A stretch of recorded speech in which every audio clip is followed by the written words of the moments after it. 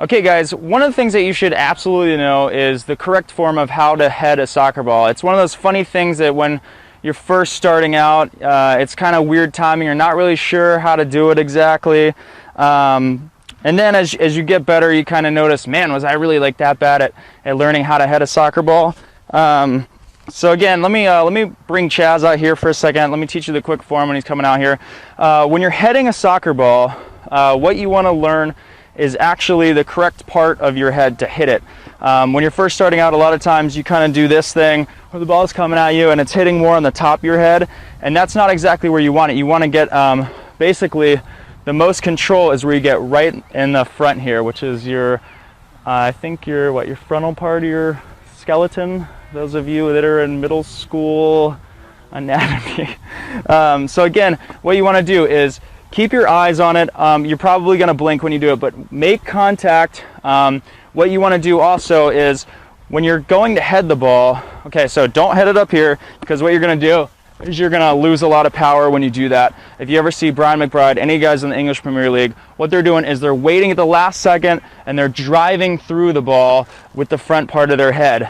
So again, you're hitting right here, and then you got to work on, now you know where to hit the soccer ball. Now you need to know how, because there's a little bit of a timing issue, and that's where you actually get the power.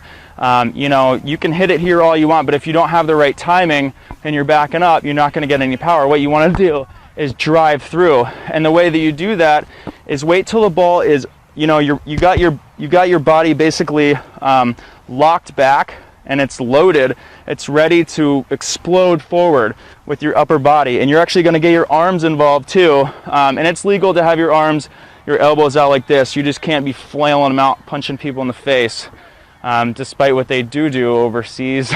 You know, when you get in the high-end leagues, you can kind of give a little elbow, but we're not going to get into that. So again, you have your body locked back. What you want to do is wait at the last possible second and then drive through. And when you first start out, that's what I want you to do. I want you to have ball in hand, you know, just throw it up, drive through. And you'll see my body is coming forward very quickly. You don't want to do it very slowly, because you're not getting a whole lot of power, as opposed to when you're driving through, you know, get your arms up. So then what you want to do is, I'll have Chaz here, ball in hand. What I want to do is start practicing, boom, and see how I wait until the last possible second. Boom, right there. Instead of going forward already, see, I'm already losing speed. I'm losing momentum when I do that. And again, you don't want to wait till you're all the way back. So there's a little bit of a timing issue. Boom, right there. And it just explode forward. Then what I want you to do, when you kind of practice that, and again, you can practice this on a wall. Just throw it up to the wall, work on your headers, catch the ball again. If you have a partner, it's great. You can work your way down the field doing this as well. Especially backing up, that's where you're really going to learn to get power. But what I want you to do is when you're going on goal, a lot of times people head it over. So what I want you to practice is when Chaz throws me the ball, you're aiming at his feet. So again, if he throws it up, you know, you get it down a little bit. And you'll start learning that even though the ball might be right here and you think you can get it, you might need to jump a little bit and really just, you know, throw your body forward to get it down. Because you got to think you're hitting on top of the ball. So again, if you hit it here, it's going straight. So you got to hit it up here to drive it down. Okay. So again, Chaz, go ahead. See, that's one where I kind of had to jump a little bit. And then what you want to do is work on just basically driving the ball in the air, because this is what's going to work on not only your timing but also your aim. So if you're going to learn how to head a soccer ball, boom, put it right back to right around, you know, eye level. And that's how you can kind of get it going. And then once you're done with that, I want you to work on some jumps a little bit. So when Chaz throws it up, excuse me,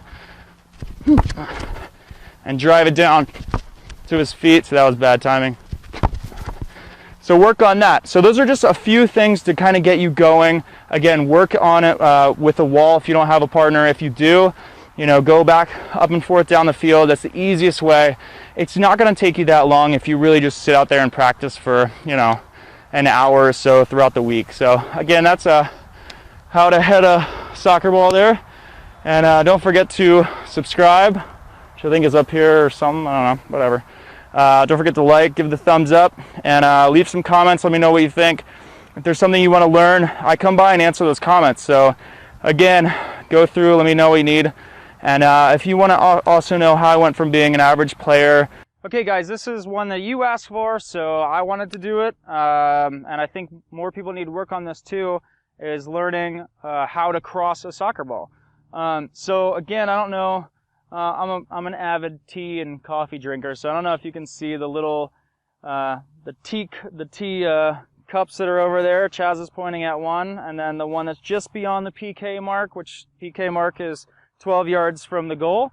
That is basically your target area, is you're aiming anywhere inside there. When you get to be a little bit more of an advanced play, you can kind of move that one back, because people can take full volleys from 25 yards out and score. You know, it's something that I liked, getting the ball way back there personally and taking a full volley.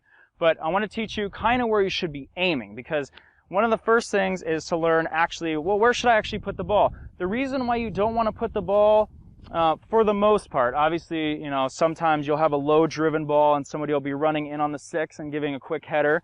But one of the reasons why is because the goalie, you know, the goalie can come out, he can obviously get higher than anybody else, jumping and punching the ball out. So you want to kind of tend to keep it away from him. And I would say the further in you go, the lower and more driven ball you should have. Again, if you check out the pinging soccer video that'll be up, you'll see that you want that low line drive. So this is kind of where you're aiming. Now there's two types of ways that you can basically cross the ball.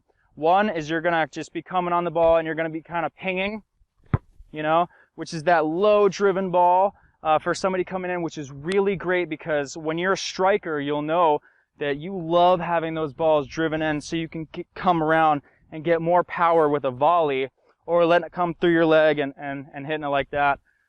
So that's one that I like doing. I like learning how to ping a soccer ball. And again, just to give you the quick basics on that, it's just a quick chop. You're on the inside of the ball, so come at it from a little bit of an angle. Have your plant foot, you know, maybe a foot out. Just come on the inside of the ball towards the sweet spot. So you're going from the center, maybe an inch over, and what that's going to do is it's going to make it go straight and give it that little backspin. You know, so see how you got that backspin there? Ooh, you gotta give him some credit. He's got a blown knee and he's out here, so thumbs him up for that. The next one that I want to teach you is one that you'll see a lot in European play, which is the in-swinger. If you're a left mid, most likely if you're a left winger, like I had played for a long time, and I loved it, but you would play these in-swingers. And so if you're naturally left-footed, unless you're playing Dutch, you know, give it up for the Dutch here, a lot of times they'll actually put right-footed players on the left side so that they can kind of go to goal and take shots and move inward. But, you know, it's here nor there.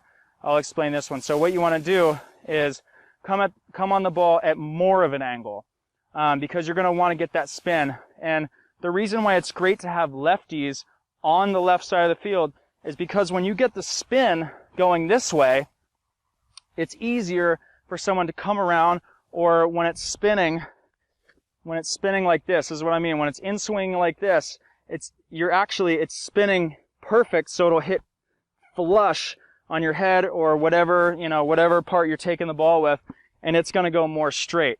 Whereas if it was swinging in like this, going this way, when you hit it, it's going to keep having spin, and it's a lot harder to deal with anybody who's on goal. And obviously, if you're taking a cross, you want to score, you want to have a good assist. So hopefully my mic won't fall off here, but you're coming at the ball a little bit more, and then, you know, see how you got that spin there, and then I'll show you how to, you know, you're going to want to obviously kick it with a little more power in the air. So I'll show you that here, because you're going to want to get it to them.